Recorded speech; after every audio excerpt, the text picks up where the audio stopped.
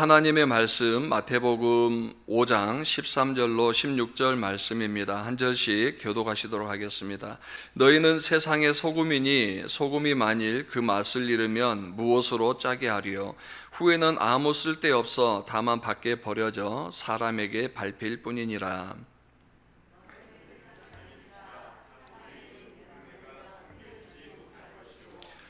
사람이 등불을 켜서 말 아래 두지 아니하고 등경 위에 두나니 이러므로 집 안 모든 사람에게 비치느니라. 이같이 너희 빛이 사람 앞에 비추게 하여 그들로 너희 착한 행실을 보고 하늘에 계신 너희 아버지께 영광을 돌리게 하라. 아멘.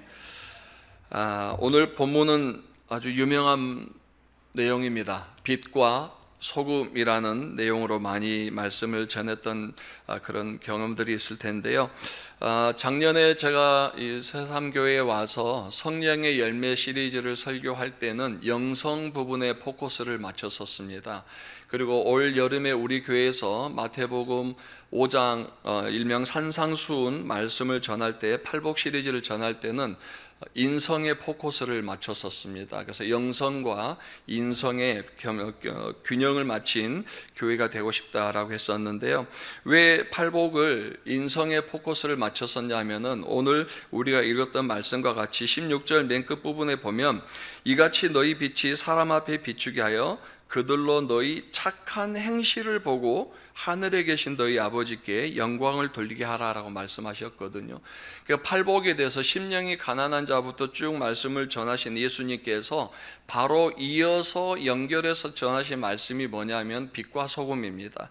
그 너희가 세상의 빛이 돼야 되고 세상의 소금이 돼야 되는데, 왜냐하면 이 팔복 8가지의 복을 누리는 가장 핵심적인 원동력이 바로 빛과 소금이 되는 것이다. 근데 빛과 소금에 대한 그 원리 중에서도 16절에서 너희 착한 행실이라고 그랬어요. 너희 착한 행실을 보고 하늘에 계신 너희 아버지께 영광을 올려드리게 하라라고 예수님께서 말씀하시면서, 결론적으로 여기서 말한 착한 행실은 영적인 부분이 아니라 사전적인 의미를 찾아보면은요, 도덕적인 선함이라고 돼 있고, 선함, 좋은, 아름다운, 그리고 순수한 금속이라고 되어 있어요. 때묻지 않은 그런 금속이라는 뜻을 가지고 있어서, 하나님께서는 우리가 영적인 부분에 있어서는 하나님과의 긴밀한 관계를 갖기를 원하시고, 그 다음에 사랑과의, 이웃과의 관계에 있어서는 인성으로 접근하는 도덕적인 부분들을 강요하십니다. 그러니까 영성이 좋다고 사람이 인성이 좋은 것만은 아니에요. 또 사람이 좋다고 믿음이 좋은 것만은 아니에요. 그래서 영성과 인성의 균형을 맞춘 사람만이 하나님께 영광을 올려드릴 수 있고, 이웃, 공동체와도 또 좋은 영향력을 끼칠 수 있기 때문입니다. 여러분 잘 생각해 보세요. 세상 사람들이 왜 기독교에 대해서 부정적인 생각을 합니까? 그들이 예배 형태가 잘못돼서 그럴까요? 아니면 그리스도인들이 새벽 예배를 나가지 않아서 그럴까요? 아니면은 하나님을 사랑하지 않아서 그럴까요? 아시다시피 세상 사람들은요, 우리의 영적인 면엔 관심이 없어요. 교회에서 우리가 무엇을 하든 그들은 관심이 없어요. 그들에게 정말 중요한 것, 그들이 그리스도인들에게 향해서 원하는 것은, 하나님을 믿는 사람이라면 먼저 도덕적인 아름다운 모습을 보여달라는 거예요. 내가 얼마나 믿음이 높은지 중요한 게 아니고, 너희들이 하나님을 믿는 사람들이라면 최소한 세상 사람들이 가지고 있는 도덕적인 기준보다는 위에 있어야 되지 않겠냐. 이게 세상 사람들이 기대하는 우리의 기대치거든요. 그 기대치에 만족할 때 그들이 교회 안으로 들어오고, 교회 안에서 하나님을 만나면서 이제는 믿음과 인성이 조화를 이루게 되는 거죠. 그래서 예수님께서도 우리가 여러 가지 많은 하나님의 말씀들을 주시지만, 궁극적으로 선한 행실, 즉 선한 간증을 잃어버린 교회는 세상 사람들로부터 외면당할 수 없다라는 게 오늘 하나님께서 우리에게 주신 핵심적인 메시지입니다. 한 가지 여쭤볼까요? 새삼 침례 교회가 왜 갈매 순환로 88번지에 세워졌습니까? 다른 질문을 드려볼까요? 서울시 광진구 중곡동에 있던 교회를 왜 하나님께서 구리에 있는 이 갈매동으로 옮기셨겠습니까? 그 이유를 찾지 못하면은 참 어렵죠. 첫째는 지역 사회에 복음을 전하기 위한 것일 것이고, 둘째는 이 지역 사회에 필요한 그리고 검증된 교회가 되기 원하는 하나님의 갈망이 있기 때문입니다. 아멘. 이 지역 사회에 필요한 그리고 이 지역 사회에 검증된 교회가 필요했기 때문에 하나님께서 서울에 있는 교회를 이곳까지 옮기셨다고 저는 믿습니다.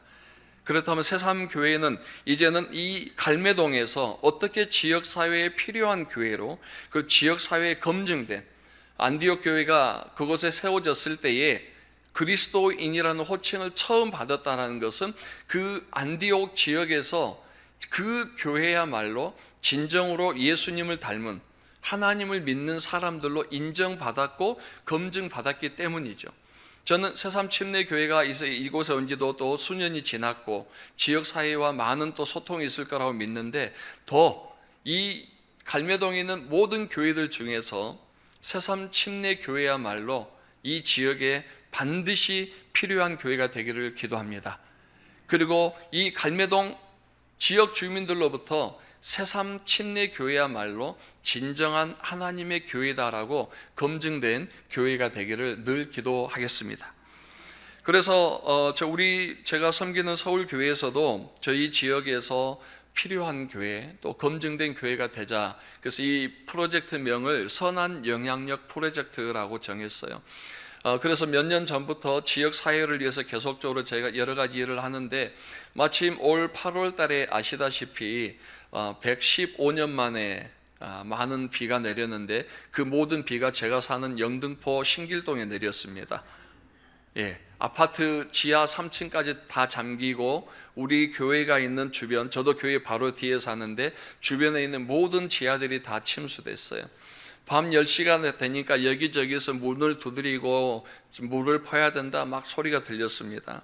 아시는 분 아시겠지만 저희도 반지하거든요. 그래서 나가보니 제 주변에 있는 지하들이 다 잠겼어요. 근데 저희 집만 멀쩡한 거예요. 그래서 옆에 있는 집부터 가서 마침 우리 교회의 그 어린이 풀장에서 물을 품어내는 수중 펌프가 있어서 제가 수중 펌프를 가지고 가서 지역 주민들 지하에 가서 물을 퍼무주기 시작했어요. 그 사람들이 그러더라고요. 아니, 목사님 집도 물 잠겼을 건데 왜 여기 와서 도와주세요 그러길래, 그러게요, 우리 집만 물이 안 잠겼네요 그랬어요. 그런데 그분들이 그런 얘기를 하더라고요. 목사님 집이라 하나님께서 물구멍을 막아주셨나 봐요 라고 얘기를 하셨어요. 그래서 제가 아멘을 못했어요. 제가 아멘하면 그분들은 그럼 우리는 버림받은 자식일까 생각할까 봐. 그래서 새벽까지 계속 물을 돌아다니면서 물을 퍼주고, 그 다음날 이제 좀 다시 돌아보니까 이제 침수됐던 가구들, 전자제품들, 이불들을 다 대서 버리기 시작한 거예요. 그러면서 그 생각이 들었습니다. 이럴 때 우리 교회가 이 지역 주민들에게 어떻게 해야 필요한 교회가 될까? 어떻게 해야 검증된 교회가 될까? 기도하다가 사역자들과 고민하면서 많은 건 아니더라도 뭐 여름 이불 하나, 아니면은 뭐 잘 풀리는 집, 부자 되는 집, 그 두루마리 휴지, 그다음에 물 먹는 하마, 수건이라도 좀 포장해서 침수된 지역이라도 전달하면 어떨까? 그래서 그 얘기가 다 모아져서 주보에 광고를 하고 성도님들께 주일날 좀 예배 시간에 부탁을 드렸습니다. 근데 그때 말씀이 또 이 본문이기도 했었어요. 그래서 성도님들께 우리가 팔복을 어떻게 하면 복을 받을 수 있는지 8번에 거쳐서 설교를 들었고, 어떻게 해야 되나 했는데 하나님이 실습할 수 있는 좋은 기회를 주셨습니다. 그 사랑하는 성도 여러분, 한 가정이 한 침수된 집 섬긴다 생각하시고 구제헌금으로 지목해 주면 그걸 저희가 주중에 물품을 사서 전달하겠습니다. 근데 이미 토요일 날 주보를 미리 인터넷으로 본 성도님들도 온라인으로 해주셨고 또 성도님들도 해주셨어요. 더 감사한 거는 이름도 몰라요, 얼굴도 몰라요. 온라인으로 그냥 어떻게 우리 교회 오셔서 예배 드리는 그런 특정 다수의 성도님들이 온라인으로 헌금을 보내주기 시작하셨어요. 2주 전까지도 어떤 분이 또 300만 원을 보내주셔서 밝히지도 않았어요. 그래서 계속적으로 구제헌금을 보내주시고 있고, 또 그 시대에 저희가 그 시기에 구제헌금을 모아서 지역 주민들에게 나눠주고 한 분 한 분 찾아가서 또 위로해드리고 했습니다. 그리고 이제 어느 정도 정리가 지나고 한 2주 정도 지났을 때 우리 교회 앞에 닭갈비집이 있거든요. 그래서 사역자들하고 밥 먹으러 가자. 밥 먹고 이제 계산하려고 하는데 사장님이 안 받으시겠다는 거예요.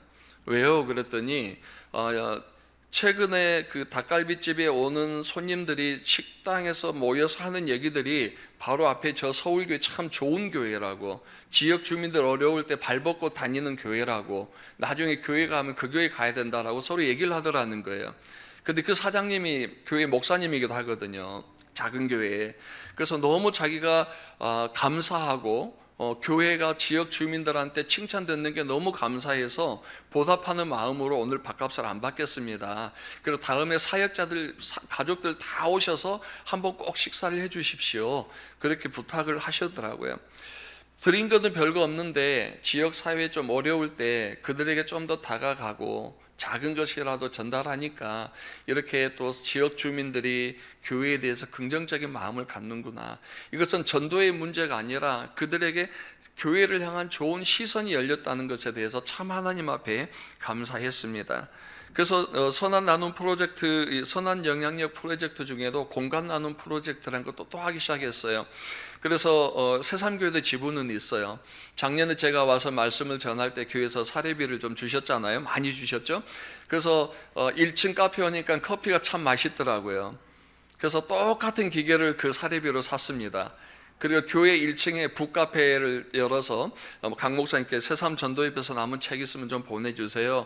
그러니까 책도 진열하고 그다음에 그 커피 머신도 두고 아침 10시가 되면 문을 활짝 열어서 지역 주민들이 오셔서 커피도 무료로 마시고 책도 보고, 또 교회 교육관들이 좀 비어있는 공간들이 있어서 주중에 방문하는 그 강사들 있잖아요. 재능교육이라든지 눈높이라든지 또 악기 레슨 하신 분들, 그리고 대안학교, 그런 분들에게 그냥 비밀번호를 다 가르쳐 드렸어요. 언제든지 원하는 시간에 오셔서 이 공간 다 쓰시라. 그랬더니 저도 모르게 지나가다 보면 불이 켜져 있고 창문을 보면은 모르는 선생님이 아이들 악기 가르치고 있고 아이들 교육 가르치고 있고, 그래서 어떻게든 지역 주민들에게 조금이라도 필요한 부분이 있다면은 무조건 오픈하고 다가간다, 그렇게 저희가 접근하고 있는데, 이런 부분에 있어서 하나님께서 또 긍휼한 마음을 주셨는지 지역 주민들이 교회에 오기도 하지만 다른 방법으로 영혼들을 보내주시더라고요. 그래서 또 정착도 잘하고 있고, 그래서 코로나 시대에도 그래도 꾸준히 성장하고 있는 그런 모습을 볼 때 하나님 앞에 감사를 드리고요. 지역 교회에 대해서 우리가 선한 영향력을 가지고 다가가면 충분히 하나님께서 어려운 시국 속에서도 영혼을 그곳에 맡겨주시는구나, 그런 또 교훈을 얻기도 했습니다. 어떻게든 지역 사회에 조금이라도 필요한 교회가 되고 또 그 부분들에 접근하기 위해서 사실은 마태복음 5장 팔복 시리즈를 10번을 설교했었고, 마지막 이 녹이고 태우는 삶에 대해서 말씀을 마무리하게 된 것도 감사를 드리죠. 이제 우리가 좀 이 말씀에 대해서 더 접근해 보면은요, 그럼 우리가 알고 있는 소금, 그 다음에 빛의 원리는 뭔가 제가 좀 같이 설명을 드리며 말씀을 나누는데, 먼저 소금은 녹이는 삶입니다. 녹이는 삶. 다른 말로는 자기 자아를 녹여서 필요한 곳에 스며들기라고 제가 좀 말씀을 정리를 해봤습니다. 13절 말씀을 보시면, 너희는 세상의 소금이니 소금이 만일 그 맛을 잃으면 무엇으로 짜게 하리요. 후에는 아무 쓸데없어 다만 밖에 버려져 사람들에게 밝힐 뿐이니라 라고 했습니다. 소금이 맛을 잃는다. 어떻게 해야 소금이 맛을 잃지? 제가 주석을 많이 찾아봤어요. 그 다음 인터넷 검색했는데 화학적 기호가 어떻게 변하고 여러 가지 복잡한 이론들을 얘기하더라고요. 근데 저는 단순 무식해서 그런 전문 지식은 모르겠고, 제가 아는 것 딱 하나예요. 소금이 맛을 잃는다는 것은 녹지 않으면 맛을 잃는 거예요. 사탕 아시죠? 여러분, 사탕을 천천히 빨아 드신 분도 있지만 아작아작 빨리 깨 드신 분도 있잖아요. 왜 그러세요? 빨리 녹여서 단맛을 보고 싶으니까. 소금이 맛을 잃는 것은 화학적인 어떤 변화의 문제도 있지만 소금은 덩어리 고체예요. 일단 이 고체가 녹아야 맛이 있든 없든 되는 거예요. 그래서 소금이 고체 상태에서 녹지 않으면 맛 자체를 보여줄 수 없다는 게 그냥 제가 알고 있는 단순한 거예요. 소금이 물이 돼야 짜든 쓰든 달든 한다. 이게 제 이론이에요. 그래서 결국 소금이 맛을 잃는다는 것, 맛을 내지 못한다는 것은 소금이 고체 상태 그대로 남아있는 것을 이야기하는 것이죠. 그럼 오늘날 우리 그리스도인들에게 있어서 맛을 잃는다는 건 뭘까요? 우리가 예수님을 믿기 전에 그 자아의 그 모습들이 깨어지지 않고 부서지지 않는 거예요. 내 생각들이, 내 고집들이, 내가 가지고 있는 지식들이 하나님 말씀 앞에서 깨어지지 않고 녹아내리지 않으면은 우리는 그 옛날 그 삶 그대로 살아가기 때문에 그래서 맛을 못 내는 거거든요. 소금이 녹아야, 김장 속에 들어가야 맛있는 김치가 되는 거고, 소금이 잘 녹아야 간장이 되는 거고, 소금이 잘 녹아야 된장이 되는 거예요. 그 녹은 소금이 어디든지 스며들어야만 맛을 낼 수 있는 것처럼 그리스도인들이 예수 그리스도를 믿고 하나님 말씀 앞에서 자기 자아가 녹아내리고 옛 성품이 녹아내리고 자기의 모든 생각과 자기의 삶의 틀들이 다 녹아내려야만 그리스도라는 그릇에 담을 때 그 그릇의 모습으로 되는 거예요. 세상에 들어갈 때에 세상과 충돌하지 않고 스며들게 되는 거예요. 고체 상태는 스며들 수가 없어요. 액체는 스며들어요.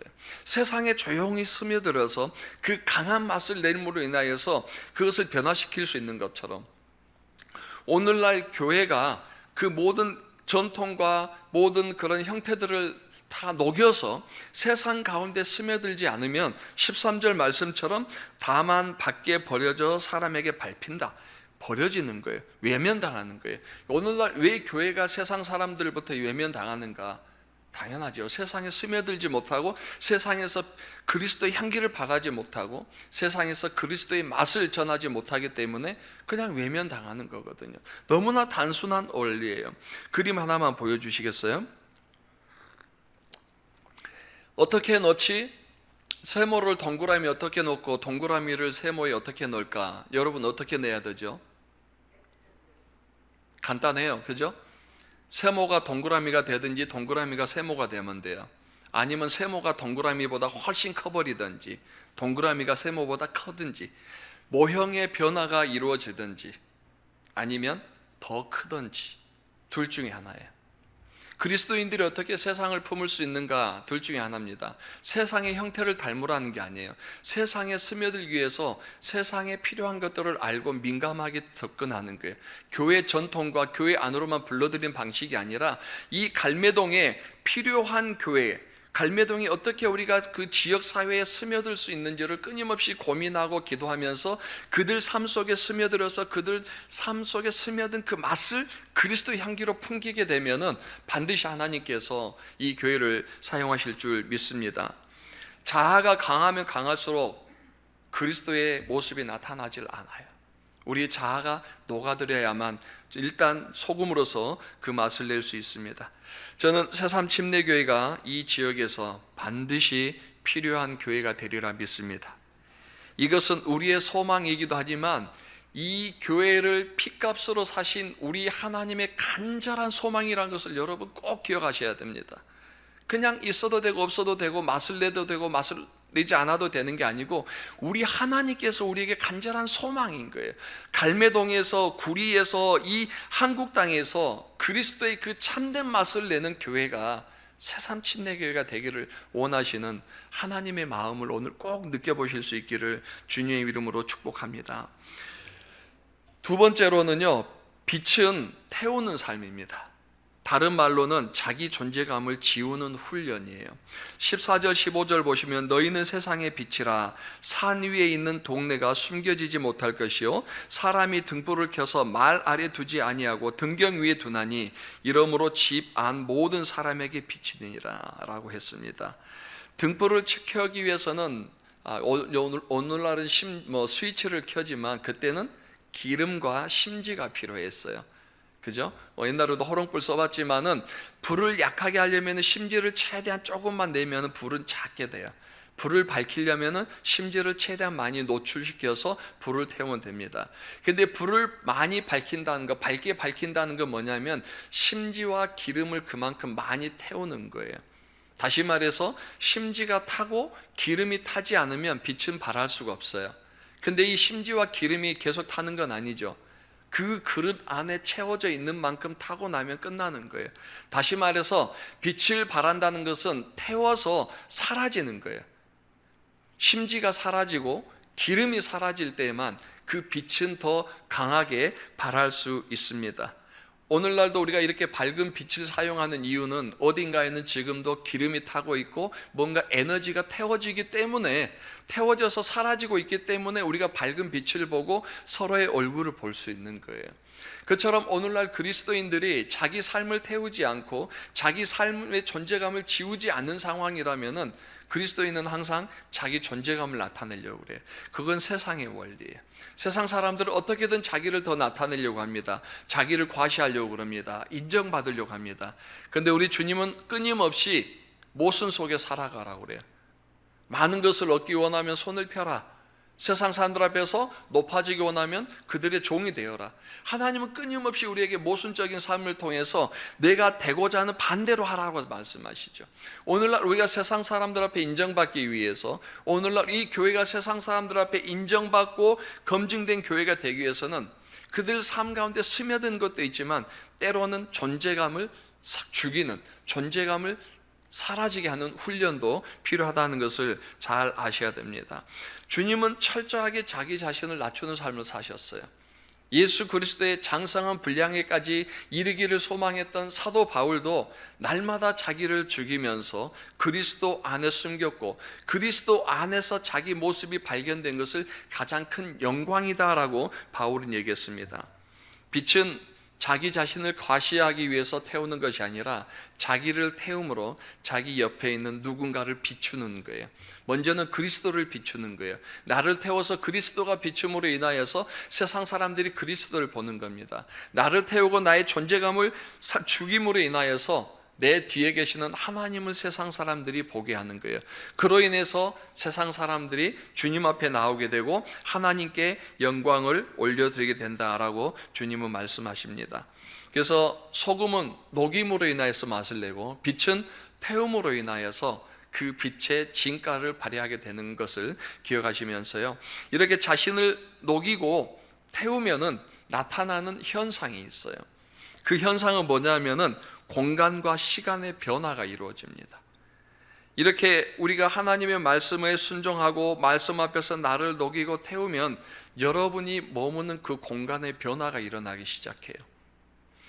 제가 그 요한복음 5장에 보면 베데스 연못에서 이제 많은 병자들이 있을 때 왜 거기에 있다고 그랬어요?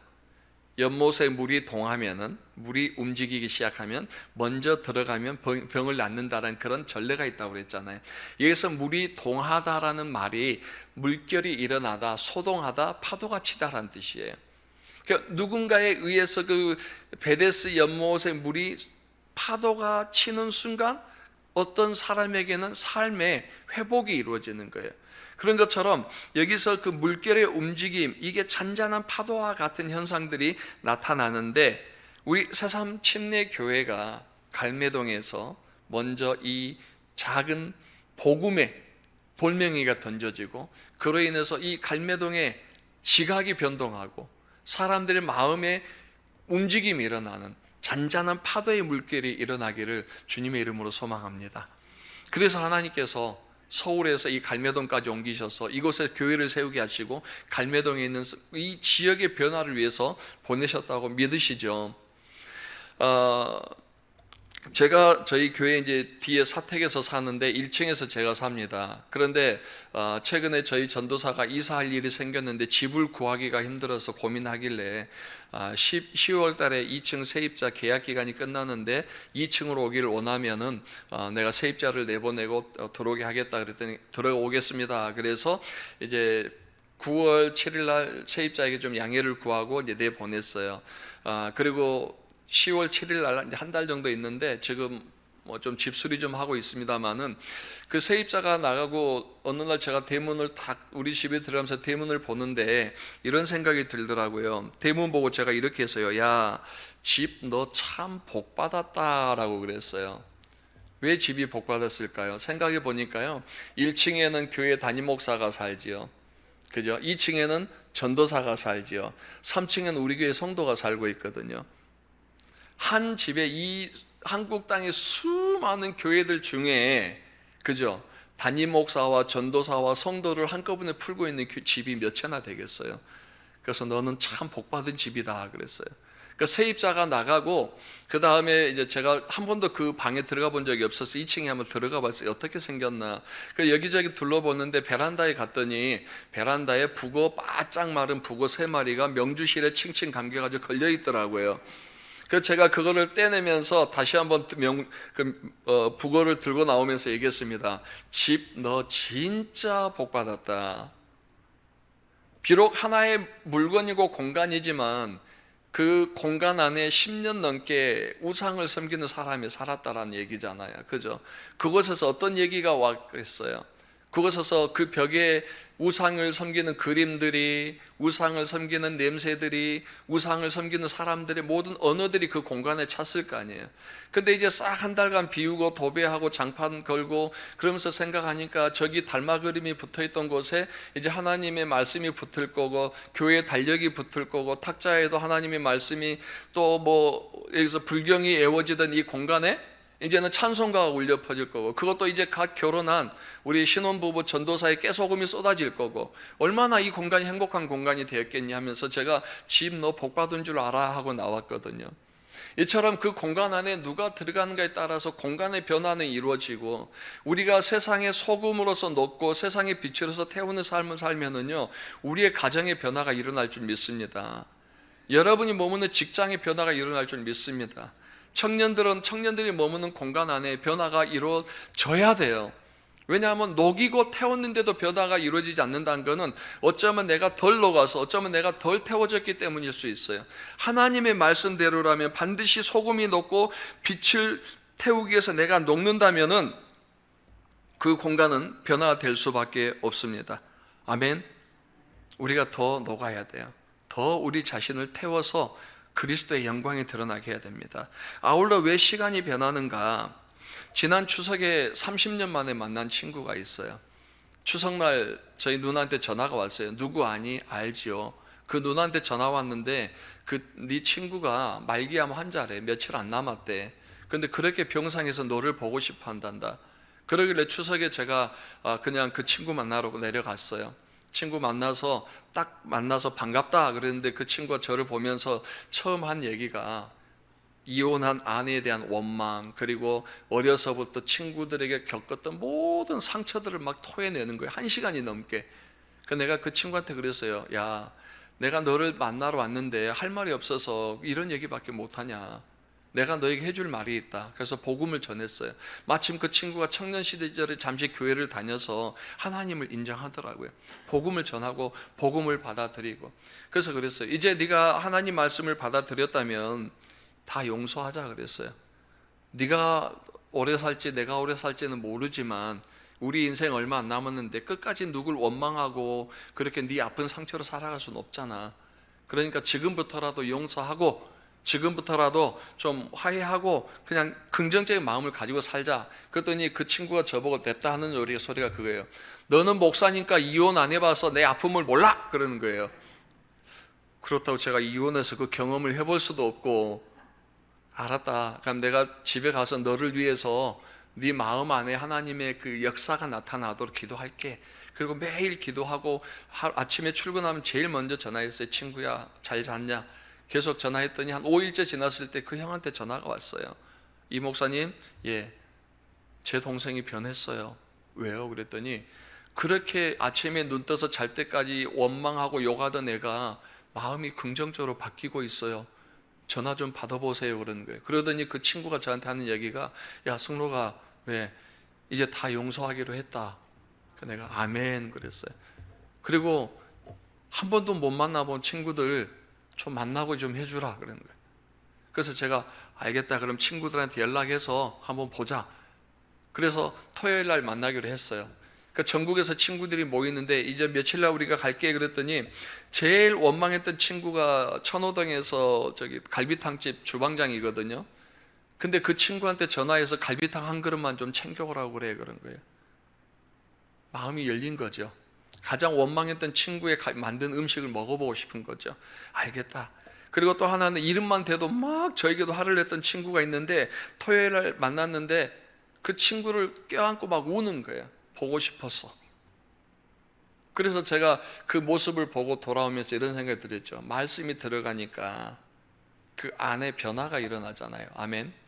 50년 평생 누군가 원망하고 자기 삶을 저주하며 살았던 그 시간이 이제는 남은 시간 얼마나 될지 모르지만 사랑으로 바뀐 거예요. 용서하는 시간으로 바뀐 거예요. 가족들과 이렇게 만나는 아름다운 시간으로 바뀌는 거예요.